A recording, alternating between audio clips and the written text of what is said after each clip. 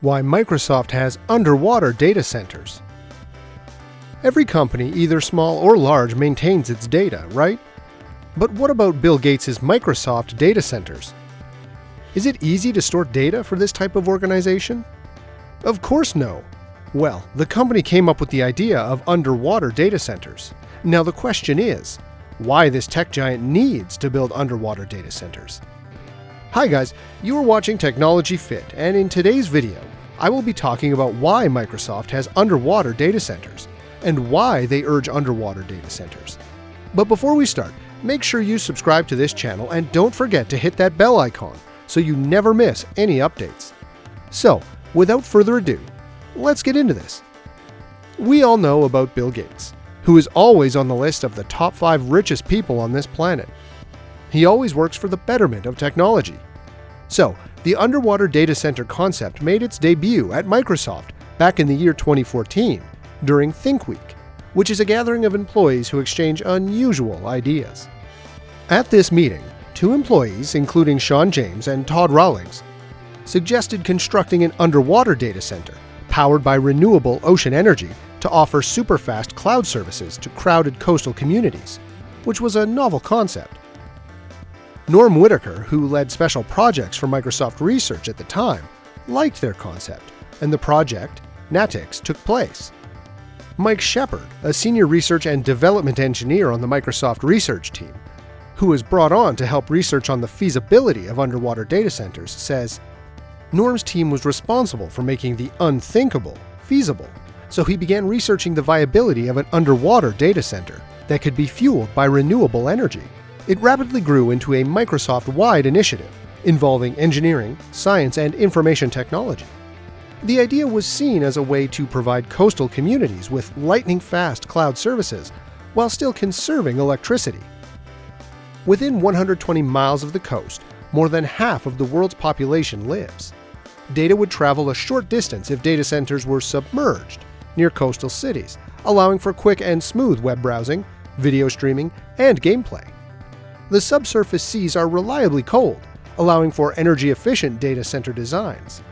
They may, for example, use heat exchange plumbing like that used on submarines.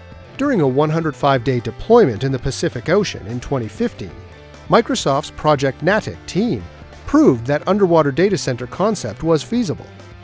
Contracting with maritime experts in transportation, shipbuilding, and renewable energy as part of Phase 2 of the project demonstrated that the idea is indeed feasible. In spring 2018, Microsoft's Project Natix team deployed the Northern Isles data center, 117 feet below the seafloor. Team members reviewed and tracked the performance and reliability of the data center servers for the next 2 years. A sealed container on the ocean floor, the team proposed, may provide ways to increase the overall efficiency of data centers. On land, corrosion caused by oxygen and humidity, temperature changes, and bumps and jostles caused by people replacing damaged components are all factors that can cause equipment failure.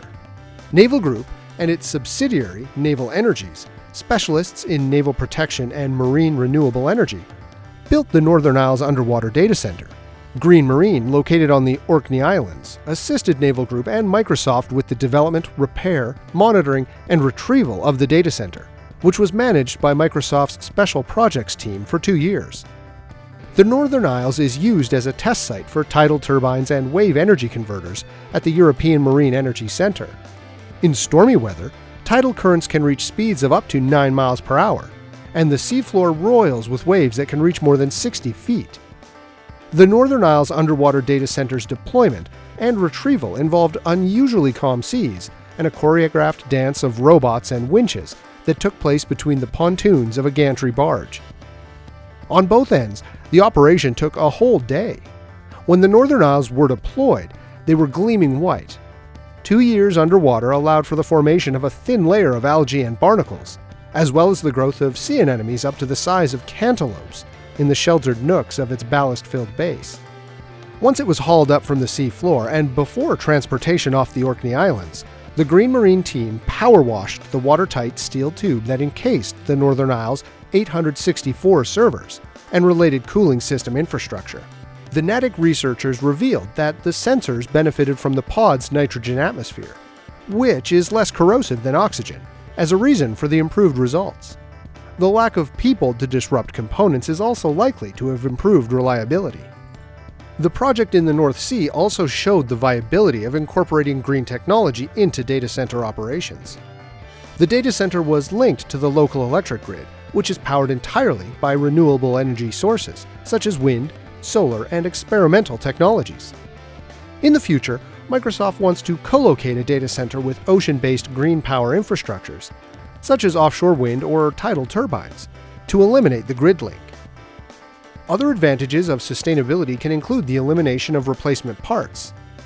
Since Natick's servers are so reliable, the few that fail early can be taken offline, and all servers are replaced every 5 years or so. Researchers also tested sending traffic from the pod, 4,300 miles, to Microsoft Research headquarters in Redmond, Washington, through an encrypted network tunnel protected with post-quantum cryptography. Early discussions about Project Natick's future focused on how to scale up underwater data centers to power Microsoft Azure's full suite of cloud services, which may include connecting a dozen or more vessels the size of the Northern Isles. Spencer Fowers, who is a member of the technical staff for the company's Special Projects Research Group, said, "As we move from traditional cloud computing to cloud and edge computing, we're seeing the need for smaller data centers closer to consumers, rather than these big warehouse data centers out in the middle of nowhere." That's why Chappelle's Azure team is keeping an eye on Project Natick's development, which includes tests of post-quantum encryption technologies that could protect data from sensitive and important sectors. In a variety of industries, Azure's ability to safeguard data is critical. Microsoft's future work will benefit from the Project Natick study, especially in terms of running more sustainable data centers that could power Microsoft Azure cloud services. Whether a data center is on land or in water, Project Natick's size and scale is a feasible model for potential data centers, Shepard says. Instead of laying down acres of land for data centers, our customers and rivals are both searching for more environmentally friendly ways to power their compute and store their data. So, Microsoft has gained many benefits from its underwater data centers. The company plans their future data centers will be underwater. With all the risks that this tech giant takes to experiment with the data center, other companies have also learned the benefits of underwater data centers. It will indeed help them in a number of ways. That's all for today's video, and if you enjoyed it, give it a thumbs up and share it with your friends. Also, don't forget to share your thoughts with us in the comments section below. Moreover, you can also suggest to us the topics that you think we should cover in our upcoming videos. And if you have not already subscribed to our channel, subscribe to it. And press that notification bell so you receive a notification each time we upload an interesting video on this channel. Thanks for watching this video. We will see you in the next video. Take care, and stay tuned.